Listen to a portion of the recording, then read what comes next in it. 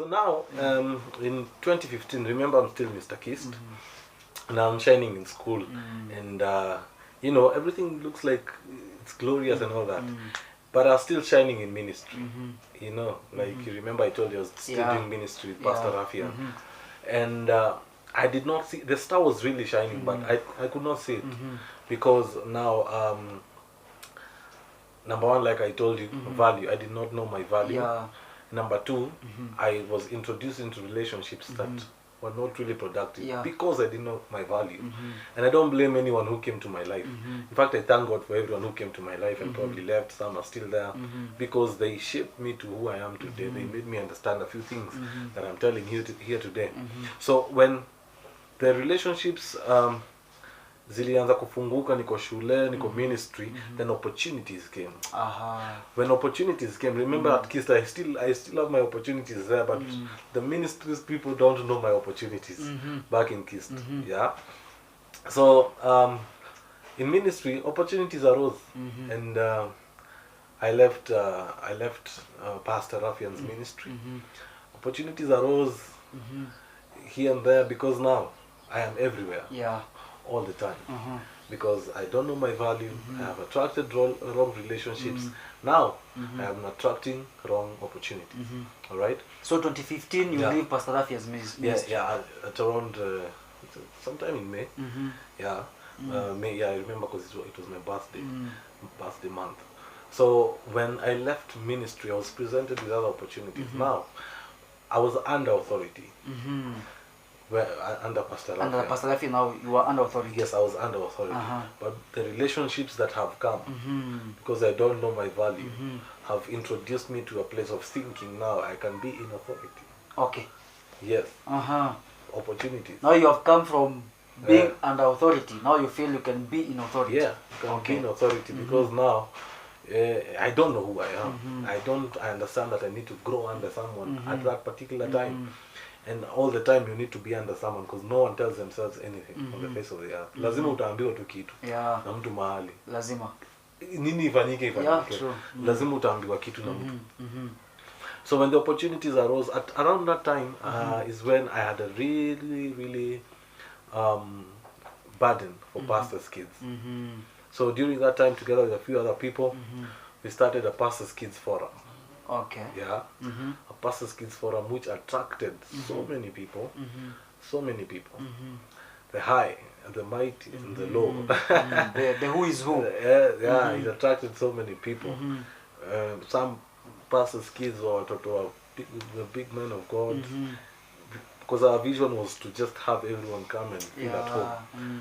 So at that time, remember, I have left ministry. I feel like I'm in authority. I am too young then, but I was leading people who were like even 6 years older than I was. But they didn't know because the glory was ilikuwa all over. The glory was still there. So when nilianzisha your group, fast forward, because I'm all over, I was not able to manage it very well. I wasn't able to manage it because now I'm not under authority. No one is telling me anything. I'm not being guided by anyone. It's the first time leading a big group. Said dear God. Okay. Huko kwingine unaweza ifanya tu. Unaweza fanya kiuto. Huko unaweza ipiga vile unataka. Huko kama ni campaign, si unapeleka watu ba. Ukweli. Na unachoma jeshi. Unaribu kila kitu. Unasumbua. So this was your first time leading a group of people wengi.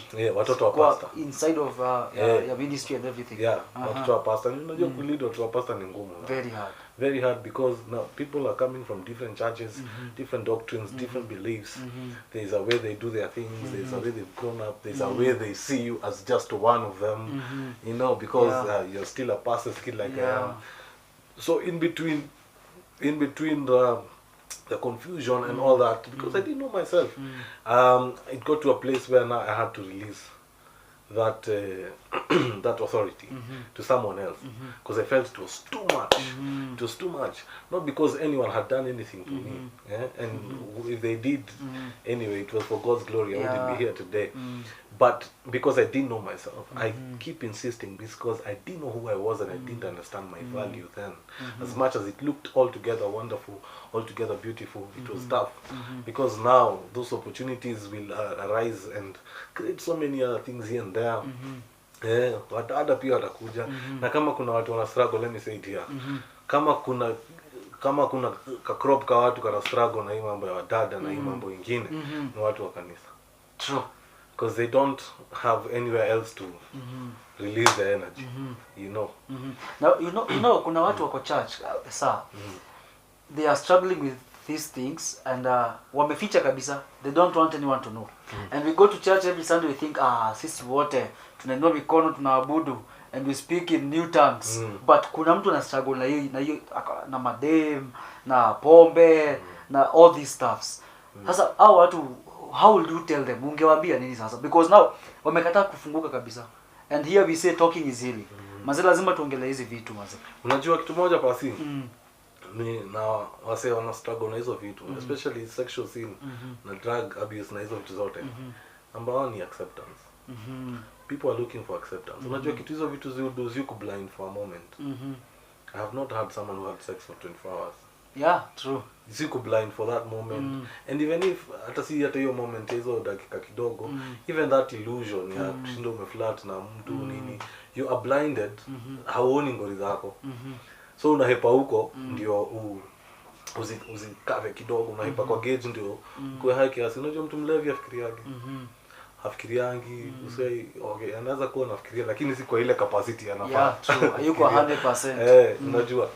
So yeah, mimi naweza waambia kitu moja.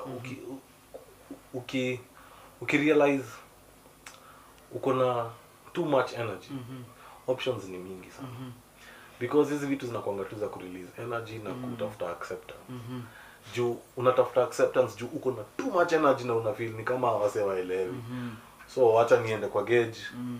Una feel there is too much I can do, and that really happened to me, especially kwa ministry. Geo times value yangu ni kwa ministry nini. No, hawa say hawaelewi kitu mimi nataka kutu. Yeah. So hiyo time nilikuwa napiga makeshare hapo church kwa mzae.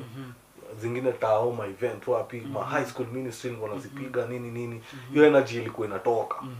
Unacheki. But at the end of the day nikirudi na realize sijajua bado mimi nani. Nafanya tu niko na ability ya kufanya hizo vitu, but sijajua exactly KEN GATHUMA ni nani. So at some point do you feel ulipewa a lot of responsibility ama ulikuwa at a very high place kama hujakuwa na stamina ya kuhold hiyo au uko na capacity ya kuhold hiyo? Naweza sema most of the things niligo through these opportunities. My mentor told me, kaniambia siku moja, opportunities have killed so many people than lack of opportunity. Okay. Opportunities have killed so many people than lack of opportunity. In fact, so many people in the grave right now are in the grave because of opportunities. Wow. They receive too much opportunities. Yeah. It's not everywhere that you're offered something you need to go. Don't just go everywhere. Wow. Because when you're up there and especially guys, especially vile umeuliza watu wa church na wase wengi unapata sema kama msee ni worship leader mahali. Umsee anazaimba. Akona sauti, akona hiyo art. Akona art ya kupull wase, anaweza unajua ingine ikuangi roho kushuka, ingine ni usanii. Ni ukweli. Kuna mtu anaweza piga usanii hapo na watu wa so hiyo kitu inaweza blind to opportunities. Okay. So mimi naweza sema opportunities ndio zilinifanyanga ni na hizo opportunities venye nilikwambia, know your value, attract relationships and then to attract opportunities. So kama ulihata ya kwanza kujua value yako, zitakama na hautajua kukataa. Na hiyo ndio kitu ilinimess. Hautajua kukataa.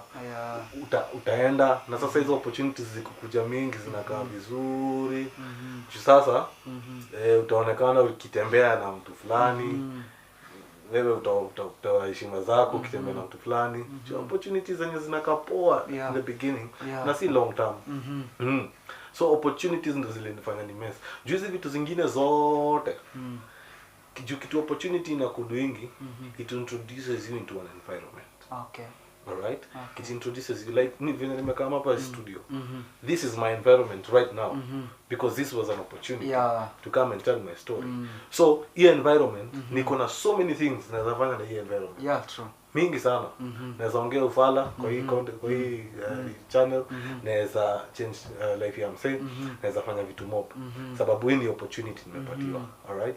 Na environment iko hapa for this opportunity. So when you get the wrong opportunities, you'll be introduced to the wrong environments. So opportunity introduces you to an environment. Yes. Wow. Yeah. Ladies and gentlemen, not every opportunity you get to take. From Ken Gathuma himself.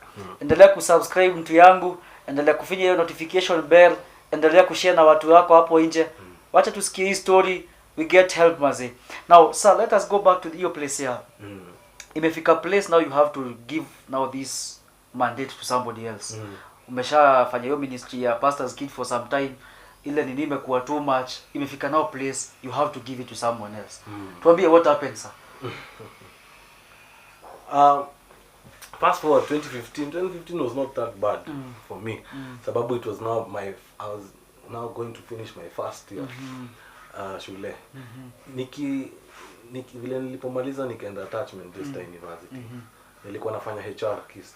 Okay. Something I did not like. I forgot to mention. It's something I did not like. It's something I really wanted to pursue journalism. So in KIST you were doing HR? Yes. Okay. Yes, I was doing HR in KIST. It's something I really didn't want to do. What happened ni I asked my dad to take me to a journalism school. But it wasn't possible. Just mimi masomo hajawahi kwa my cup of tea.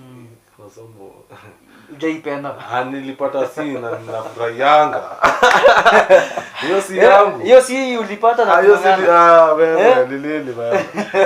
Hiyo si nilifanyia kazi. So haingenipeleka to a journalism school. Na zile shule zinapatikana nilikuwa expert that time. My dad wouldn't, angeweza hiyo time. So mimi nikaona wasema naenda chuo juu sijijui. I don't know. You don't know what you want. I don't know who I am at that time. Okay, you know what you want, but I know what you want. I know what I want, but I don't know who I am. Okay. All right. So nikaingia kwa cyber siku moja KCPS hapo nini hii si naanguka wapi journalism. Kapata kashule kingine ka course nikajua huko mother noma. Mother is kubali ndio course. Big up to my mom. Nikapata ingine na huko hivi Kisii. Huko sasa ni faya. Huko sasa. Nikasema nini hii si iko wapi karibu na Nairobi. Kiambu Institute weka. Ukaenda huko. Weka hiyo kitu. So I told my dad he was happy. Umepata shule. But he didn't know I didn't want to do that. So mimi nikaishia. So vile nilimaliza nikaingia. Vile nilimaliza first year nikaingia Desta University. Desta University pia hiyo time the opportunities na come, missions nini. Fast forward 2016. 2016 bado I'm still leading this team. All right? I'm still leading this team. We have some things we are doing here and there.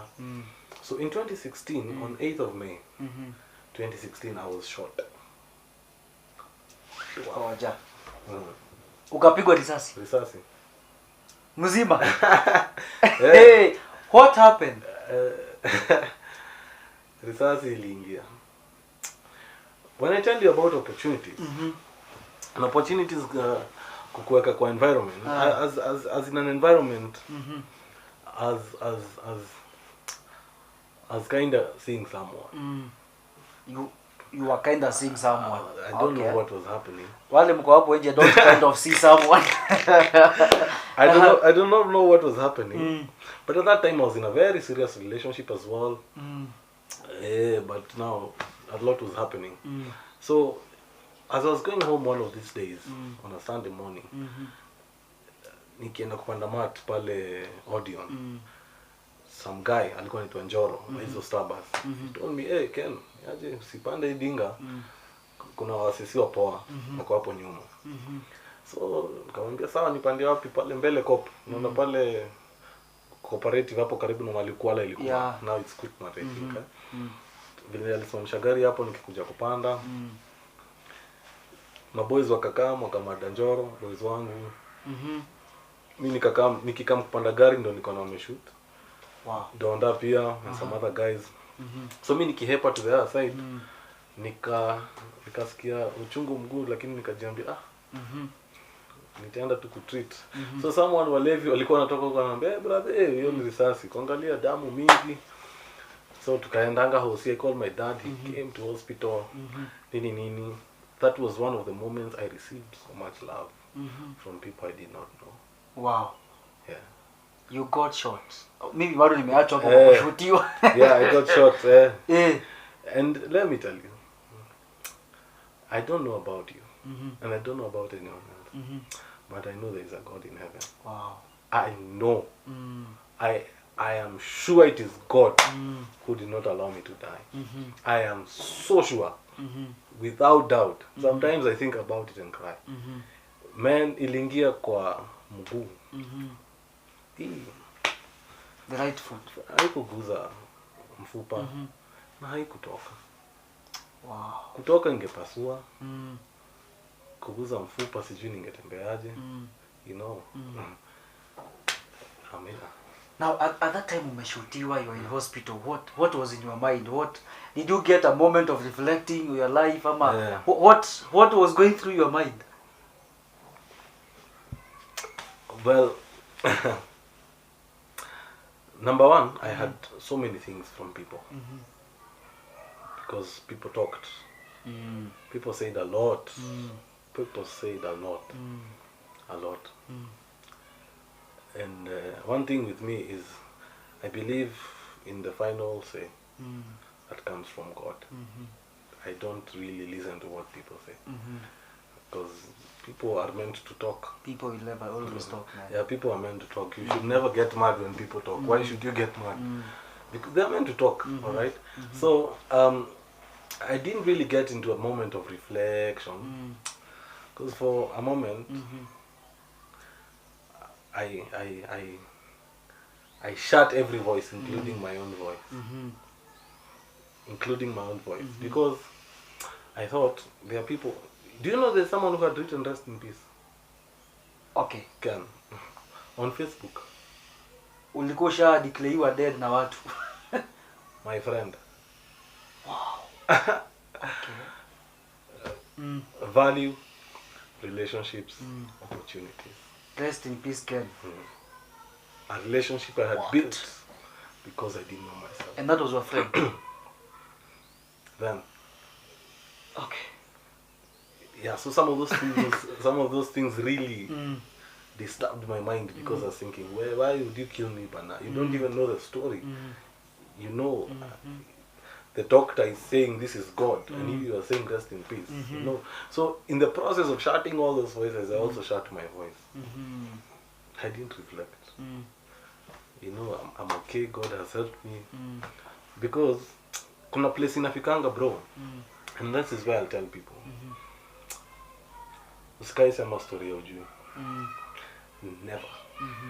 Kusema story ya ujui ni kujudge. You see, this story ya judgment hatukuangi tumei-approach vizuri. Na wacha ni approach. But everybody says usinijudge, but you don't know what is judging. They are simply saying, usiseme story yangu ya ujui. Okay. That's what people are simply saying. Usiseme story haujui. Because now, why would you say story haujui? And I think all of us have gotten to a place of people saying something about you that they really don't know. And you know why you believe? And why I shut all those voices? Because I didn't know who I was. Yeah.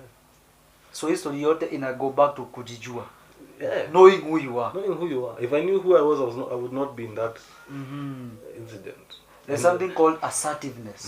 Being assertive of who you are. Yeah. Okay. Kujua tu wewe ni nani. Yeah. So vile nilishutiwa, so sijijui hata mimi hiyo time.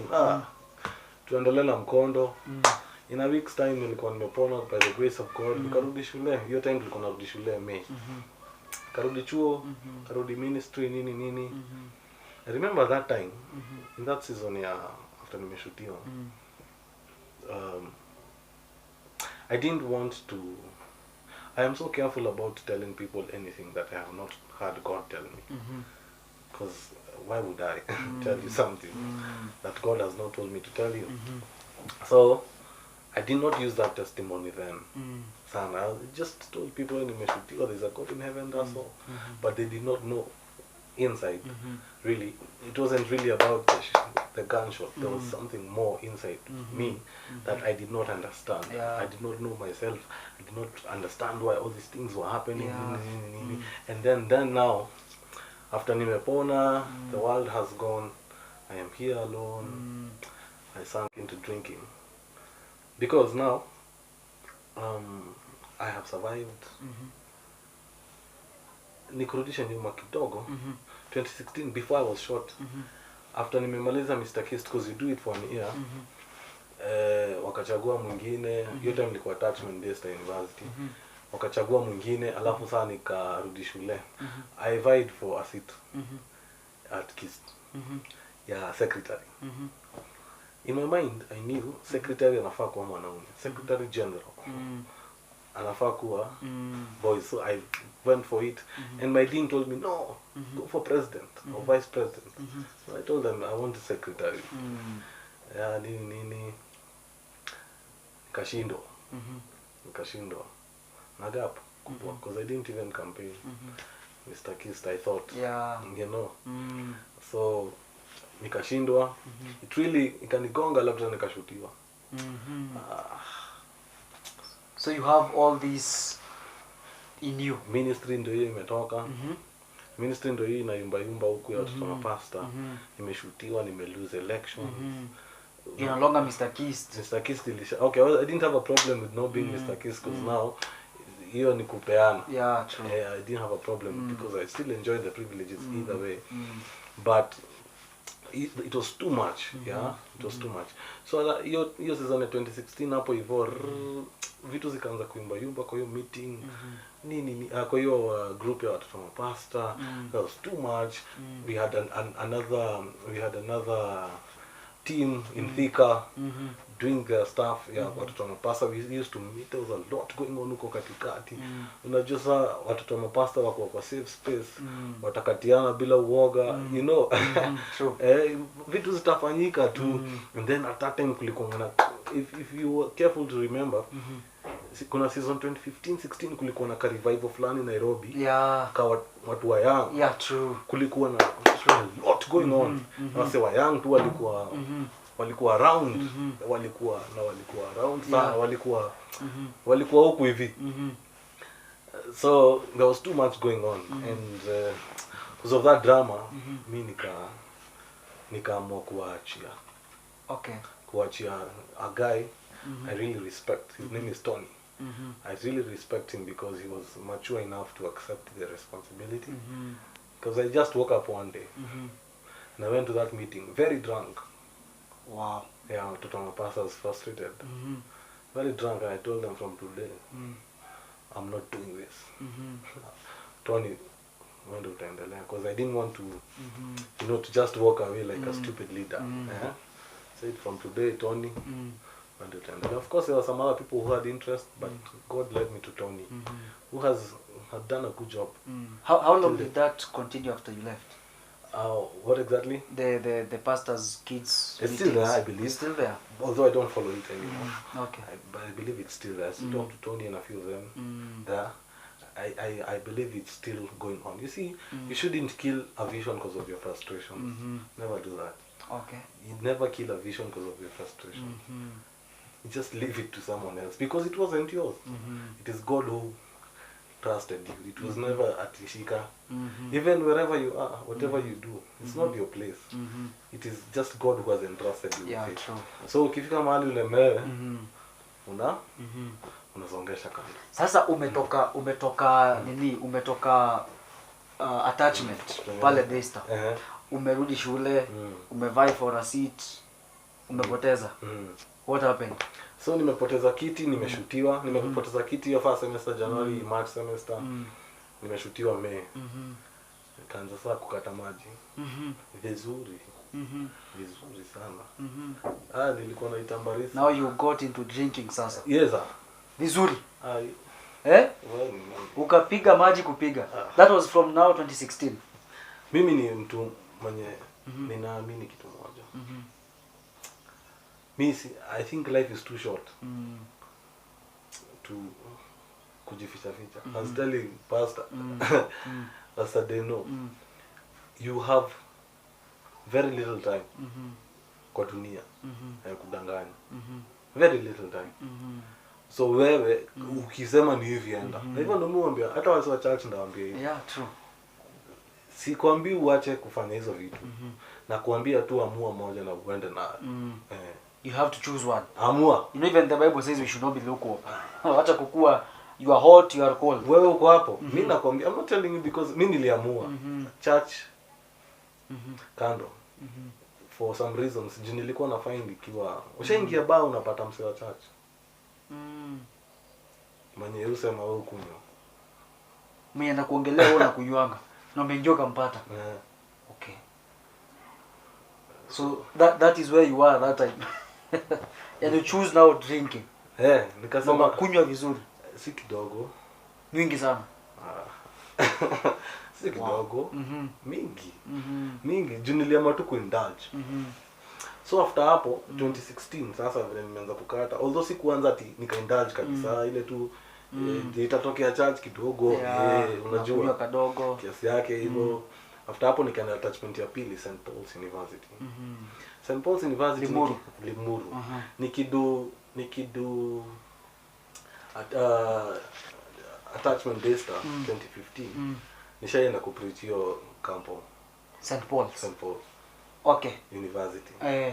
So attachment ya pili nikaenda St. Paul's. So wase walikuwa wananijua and I had friends there, plenty of them. After hapo wase wamenijua. Nikamaliza attachment yangu vizuri na nikarudi kwa shule KIST 2017 nikamaliza 2017. Although 2017 sikuingia class. I was depressed the entire year. No one knew. Nilikuwa na hao hapo Kiambu. I used to be in the house the entire day. I never used to leave the house during the day. I remember there's a time I left the house. I was sent by Pastor Deno somewhere. Don't know if you remember. I was sent by him somewhere to some school up into St. Tito. Yeah. That day I got an accident. I wasn't able to get there. That was the first time I got out of the house after a very long time. Yeah. And you got out of the house going to St. Tito's. Ukwenda kupreach ama? Yeah, nilikuwa nimeenda kupreach kwa service. Because now nimejificha, nimejifungia. No one knows, you know.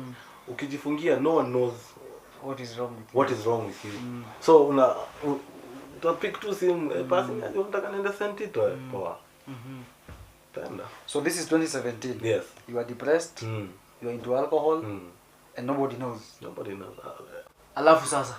Yeah, I was depressed. I wasn't leaving the house. I was drinking. Na pia pande nyingine nilikuwa natambarisa maneno. Unajua ukiwa depressed. When you're depressed, you umefinywa mahali. Umefinywa mahali. So any amount of energy that you have, you release it for all the wrong reasons. Because you don't see maana ya life anymore. Yeah, so wadada pia walikuja hivi. We ilikuwa ni noma. Skati zikakuja kukuja. Watu wa Nduthi walikuwa wanijua. Watu wangu wa Nduthi, nilikuwa na watu wangu wa Nduthi strategically. Walikuwa wanajua mahali wamewekwa. Mambo mingi tu hapo. Wanakuletea. But some of these things una realize you don't even know. You know, some people might think ni wa kutumia wasichana, ni wa kufanya nini, but you don't know. Juu mimi hata sikuwa huko kwa kufikiria vitu kama hizo tunafanya hivyo. Mimi nilikuwa nimeiweka into one box as in hii ni tuende sana. You know, because I didn't see meaning ya life, sikuona. Nimetoka ministry kabisa, nimekata maji kabisa, shule ndio hiyo siendi. Alafu 2017 ndio nilirealize by then nimekuwa shule nikifanya kitu spendi. Nimekuwa nikifanya HR na mimi nataka kufanya journalism. So ikakuwa ni normal kiasi. Yeah, so 2017 was that year for me. Yes. And in 2017 as well, kuna ka season nili ka accident. Okay. Which people don't know. So many people don't know. I got an accident along Wayakiwe. And that is when I got into the place of reflection. Okay. Sasa reflection imekujia 2017. 2017. After that accident. And you know, I was shot on 8th of May 2016. And then I got this accident on 11th of May. 11th of May 2017. Yes. Wow. So it got me thinking a lot because 5 days difference, 1 year, exactly 1 year. Yeah, it got me thinking a lot, and I really took time to think about my life in that season. So your accident, were you driving or No, I was in a matatu. So the conductor was my friend. So he told me, "Yes, unishukishie hiyo somewhere hapa agriculture along Yakiwe." So nikienda kushuka, I think the driver, there was some confusion, akuona nika slide na lami nimeshikilia inaitwa nini, chuma ya gari. And I thank God that day, because God, nakwambia God ni mnoma. That day na somewhere hapa Wayakiwe, place inaitwa Muthiga. I was there with my friend nini and something just told me sikunywa pombe. Na niliwabaia. Okay. Mimi sikukunywa. So I think hiyo sauti ndio ilikuwa inaniambia kuna kitu haiendi vizuri. Because kama ningekuwa mlevi kwa ile accident, yeah, it would have been worse. Ningeita mtu mwingine interview. Wow. Sasa pale umepata accident. In 2017. Yes. Na hii 2017 ndo I know those pressures are depression, pombe, wanadada. How did you come now to come out of it? Yeah, so in 2017 is when now I was able to hand over officially to the Tony, Pastor's Kids Forum. Because I think that accident ilikuja kunituliza. Iliniweka breaks kiasi sababu sikuwa natembea, nilikuwa nimeumia miguu. Sikuwa natembea, sikaanza kutembea. Actually I remember there's a day tulikuwa tumeenda mahali ka birthday na huko Kawangware ya one of our friends. Alafu nikaenda home, ndio kurudi Kiambu ingekuwa mbali. My dad told me, "We hii miguu haikai vizuri." So nikakaa home like 2 months. Home kule Kiambu kidogo juu ya shule nini. Yeah. So in 2017 hiyo time ndo nilianza kureflect sana kuhusu life yangu. Na nikaanza sasa kujiuliza hizo maswali nilikuwa nakushow. Wewe ni nani? What exactly are you doing hapa hivi? So vile nilianza kujibu some of the questions, that's when I approached my dad towards the end of 2017. I told him, I think I really need to do what I have always wanted to do. And that's journalism. So hapo nilijiuliza hizo maswali nilikuwa nakwambia.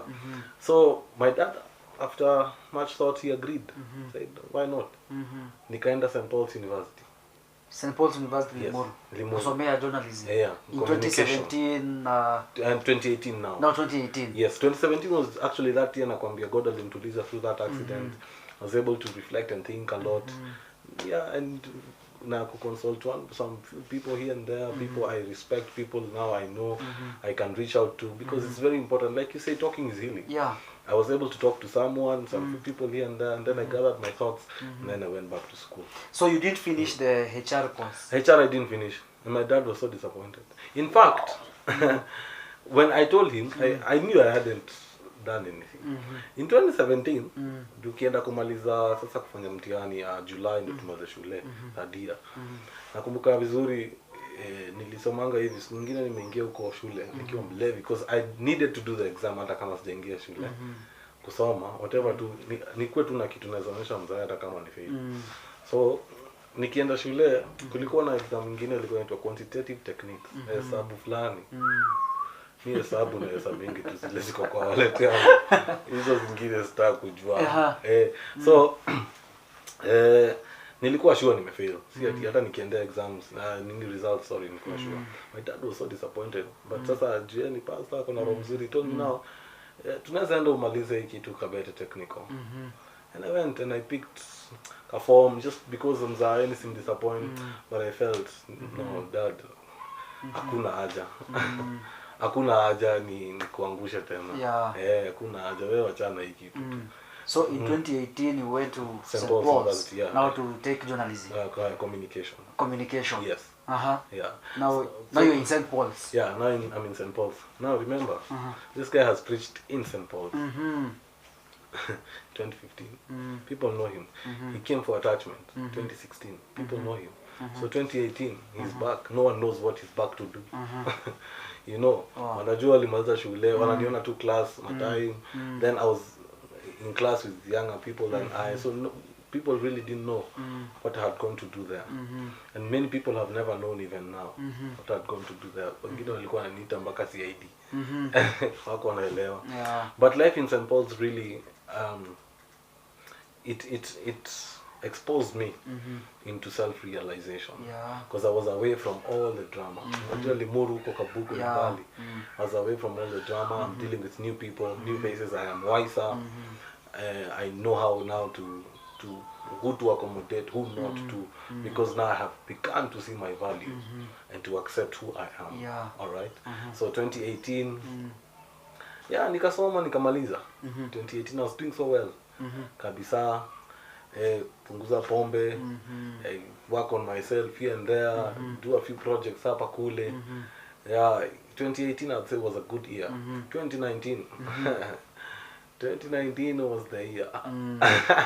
2019 was the year. 2019, I'll never forget that year.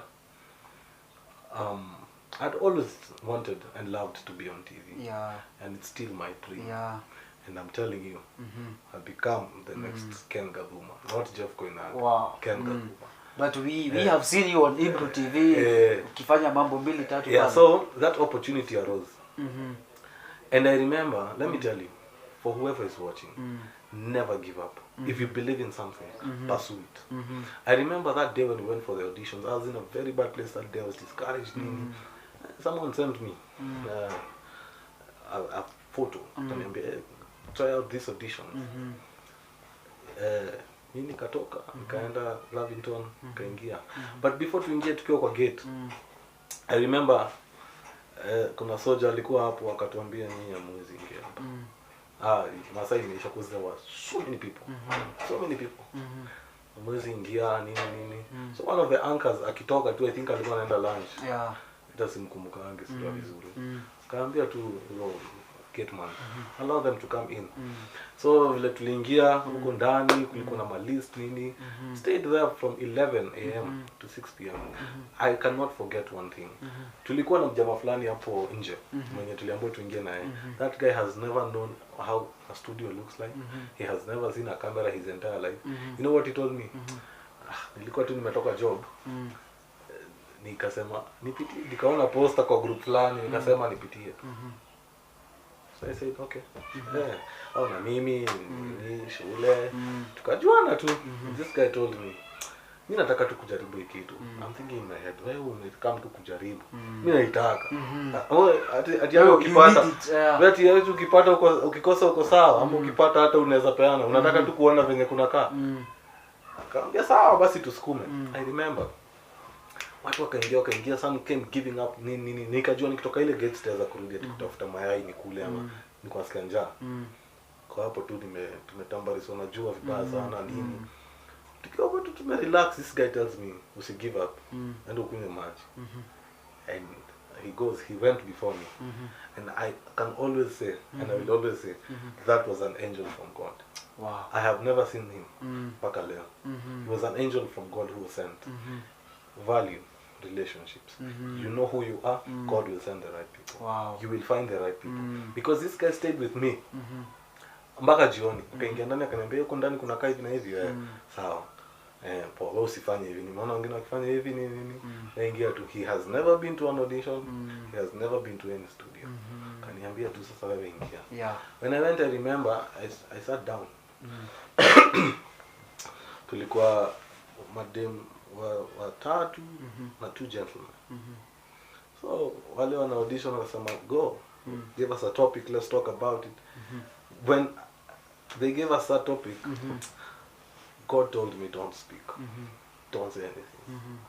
Through that guy, aliniambia ukiingia uko ndani just be silent. Watu wakabishana, you know, everyone wants to show now, hey, I have points, I can talk on this show. I kept quiet the entire time. One of the guys looked at me and asked me, why are you quiet? I love listening. And that's how I got that job. Wow. And which year was that? 2019. 2019. So Hebrew started 2019 around March, April, May, April. I was doing so well. I was recovering from everything. as you know, I was getting back to my feet. Yeah. But before that, I had worked at Radio Africa. Radio Africa as a radio producer before TV. That's a story I'd love to give some other day about Radio Africa. But now when in the recovery process, one day I'll never forget. The 29th of June, 2019. I received a call. I received a text from someone, and I was told some of our friends had passed on. Two of them, and then one of them was critically. No, there were 5 people in the same car. 2 were dead, 3 have survived, and now one of these 3 that have survived, my good friend, his name is Pyrex. So when I was told Pyrex is okay, I didn't even, I stopped what I was doing, kafululiza huko Murang'a. When we got there, he died. Wow. He died. Yeah. That broke me. That broke me because I have a history with him and so many other people connected to him. All right. So it was a bit tough. All right, on me. So that's when now I went back into drinking. Okay. Because in my recovery process, I had not really got into a place where I can talk freely. I don't talk about what I am going through. I have many words, but you will never understand because I don't really get out the deep things, you know. So yeah, I got back into drinking. It was a tough year. I say it was a tough year because those 2 weeks were. I remember there's a day I went. It's actually on YouTube. I went to studio in Floaters. Okay. I was confused. I didn't know.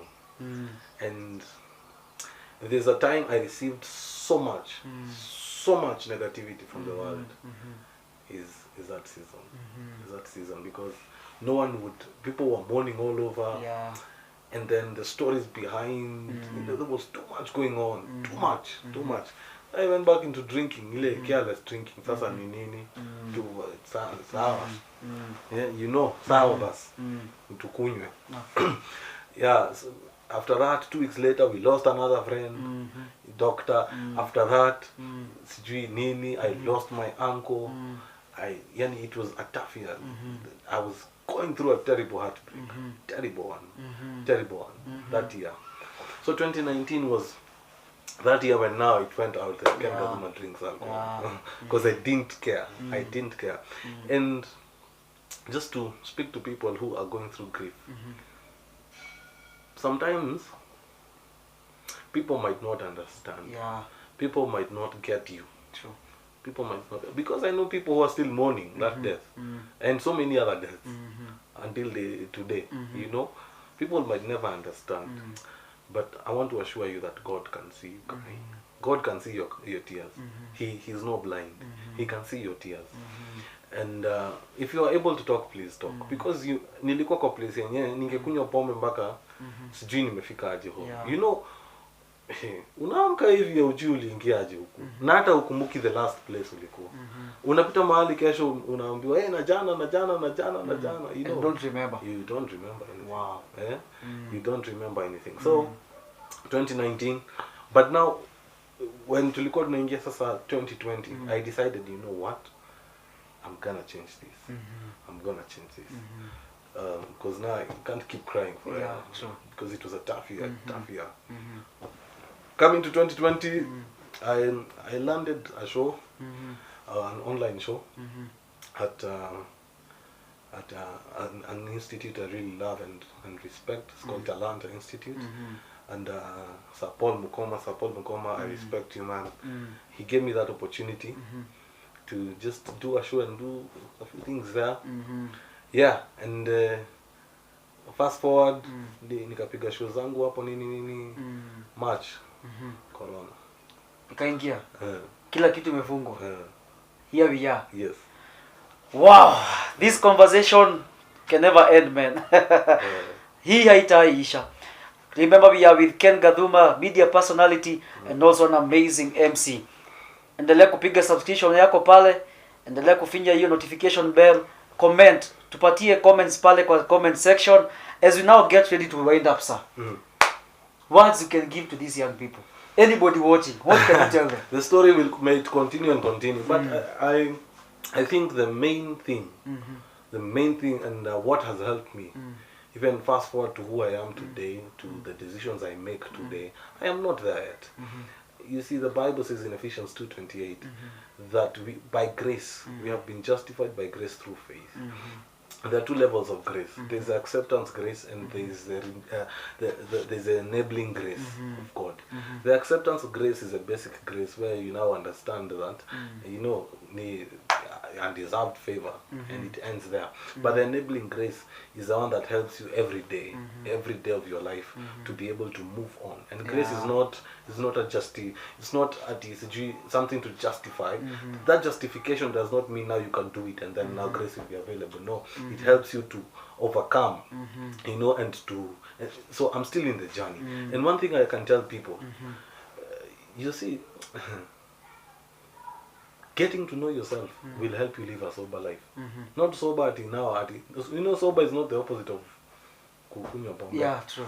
A sober life where you can make decisions, where you can think critically, where you can assess situations and know this is the direction I should take, this one is the direction I should not take, you know. Yeah, so one thing is I'll stick to that. Ask yourself those tough questions. When you get those answers, you will be able to now plan, because you cannot use my method to plan anytime. You have to use your own method. And how do you come up with a method to come out of whatever you are doing or whatever you're in? It's first asking yourself those questions. Who am I? As you move on, and don't wait for that day to know who am I. Once you answer the first question, the first one, am I a drunkard? Am I a drunkard? Ukishajibu hiyo, kuna vitu sasa zitakusaidia kujibu hizo zingine. Wow. Yeah. So ukiji-identify, you will know what is valuable, what is important. For instance, kama umeandikwa job, unajua tu ufai kukata maji. Then why unakata maji kwa nini? You know, you know what is important, and then when you know what is important, you will attract the right relationships. After you attract the right relationships, they will help you path things into places and to those opportunities that we've talked about. And these opportunities will work out for you. Yeah. So mse akiwa hapo nje, I feel to encourage manze. Number one, identify yourself. Value yourself. Attract relationships, and then opportunities will come. Yeah. Wow, that's it from Ken Gathuma, man. Asanteni sana for watching. Thank you so much even for subscribing. This is the Teller Talk Show, manze, where we say talking is healing. We get interactive, we get educative, na tunaendelea kulearn pamoja, manze. So thank you so much, and like to subscribe, tupatie comments zako pale kwa comment section, and then we shall see you next time. Until next time, my name is Royalty MOG. God bless you. Keep safe.